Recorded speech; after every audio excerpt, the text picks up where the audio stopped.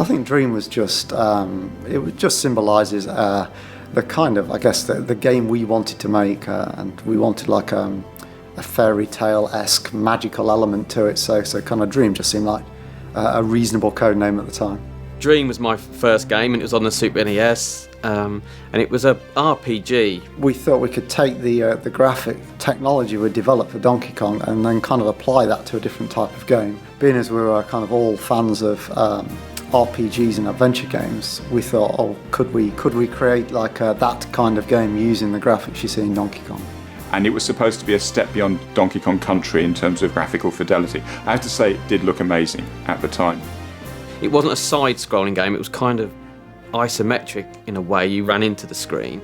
I certainly remember playing lots of Japanese RPGs at the time. Some of the LucasArts point-and-click adventures, which I really liked as well, so we kind of thought we could kind of make a combination of those games and give it the rare flavour. You played Edson, a young lad with a sword. I did some troll characters, and they were kind of troll-like, green things. The main bad guys, which were the pirates, and they got this grand scheme. There was this rare material, I think it was called floaty. They got this kind of vision of building a pirate ship that could fly, so they thought they could kind of conquer the lands better if their pirate ship didn't have to bother going around on the sea. So they were going to kind of get all of this floaty by fair means or foul and actually create themselves a flying pirate ship. So it was a bit of a weird story. We had Dinger, which was his kind of pet dog that he finds at the beginning of the game. The kind of dog can do things the boy can't, like it kind of scampers off ahead and maybe goes like digging into kind of rabbit holes and then kind of comes out with objects that it's found down here. It had its own mind and it could do its own things, and it felt like the dog was going to have almost all the abilities, and the main character was like limited in comparison. So we wanted to kind of fold all the abilities back onto a single character. The last thing we had was a ginormous dinosaur that you only ever saw the foot. Then the camera would start to shake and you'd see leaves falling, and then that would be your warning that the dinosaur was coming past, and then this massive foot came slamming down and you had to avoid it. Shortly after that, we sort of upped and moved on to N64.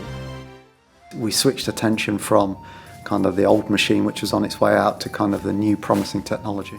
That last Super NES cartridge became a thing of legend, so if anyone ever finds that, that'll be worth a few quid on eBay.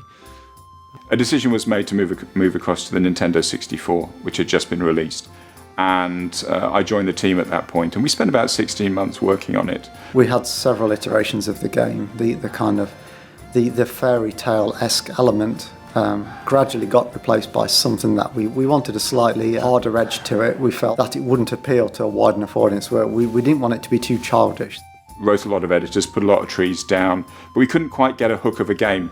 Over a period of time, the kind of fairy tale-esque element and the Land of Giants kind of went away and got replaced by the pirate, kind of a piratey theme, which we felt was we could still have a lot of fun with it, rare style, but it had that kind of broad appeal, kind of slightly more mature feel. It still had some of the elements that we had in Dream, but it was much more, it was a big sprawling kind of an RPG. Over a period of time, we kind of brought a kind of a cast of pirates into the game as bad guys, and that was kind of where Captain Black Eye was the main bad guy. And then kind of Edson, over this time, kind of started to lose his relevance. It was like almost the world was changing around him, and we still had this like young guy with a wooden sword. We started exploring alternatives to a boy. So there was a point at which Edson went from being Edson and he was replaced with Banjo. Initially we had a rabbit for some reason. I really have no idea why we picked a rabbit. But he could have been a rabbit. Should have been a rabbit.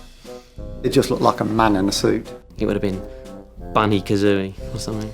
Then we kind of hit upon the idea of kind of having a bear, giving it kind of humanoid qualities. So we didn't want it to be like an animal that crawled around on all fours, kind of a tough looking kind of character. And he had his backpack because that's where he was going to put all his stuff. Obviously being his own adventure game. Over the weeks and months, it was too big a thing for us to be doing at that time. It all sort of started to change quite dramatically. It was just simply too ambitious. It kind of changed into something that we were more familiar with, which was a kind of a 2.5D It still had some of the elements that we had in Dream, but it was much more turning into kind of more like Donkey Kong Country was. It was sort of side on, and it was gameplay that we were better suited to do. We really liked the bear. We really liked the character, so we thought, can we come up with another game that we feel more confident we can build in a reasonable time frame? And then we just kind of took Banjo out of Dream and then put him in the game that eventually became Banjo.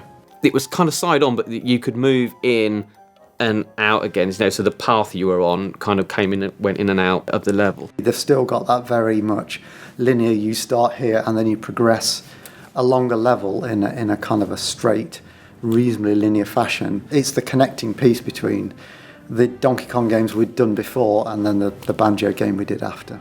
It was jumping on things and lots of kind of baddies and different things you could be doing. One of our initial ideas was to kind of almost give Banjo this kind of almost like skater-esque look. I think he had a baseball cap and these kind of giant oversized skate shoes. As a result, we were trying to make some of his moves look like it was like kind of a skateboarding bear. I really don't know why. So that's kind of when he jumped, he kind of looked like he was doing a skateboarding move, but that didn't last long before we realised it was actually it wasn't that great an idea.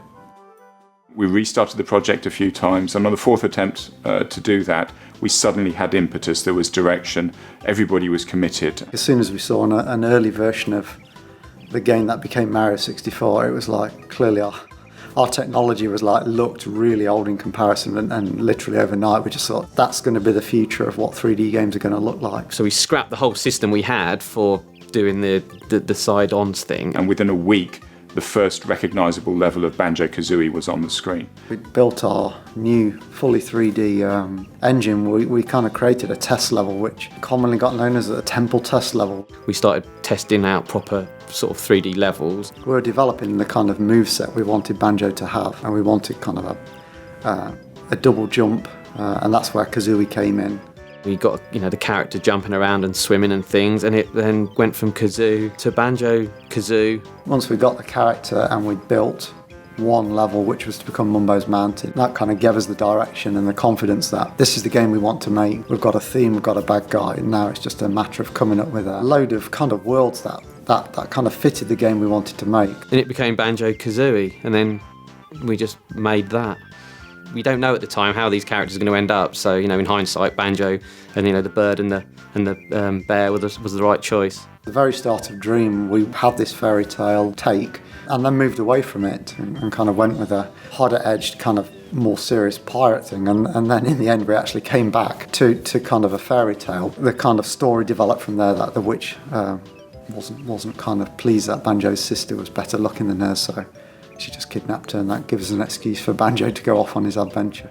It took us another 16 months to put Banjo-Kazooie out, and I think that's a project we were all very proud of.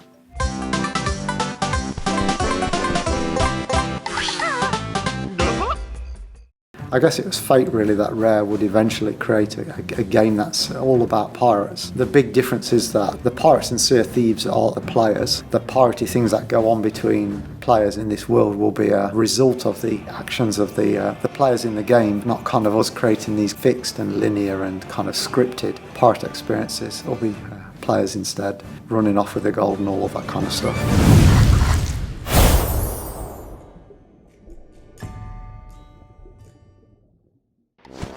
So there it is, the dream revealed. Like and subscribe for more behind the scenes features such as the making of Banjo-Tooie or the first sightings of our ultimate pirate adventure, the upcoming Sea of Thieves. Meanwhile, play 3 Banjo games right now in Rare Replay for Xbox One. Nice!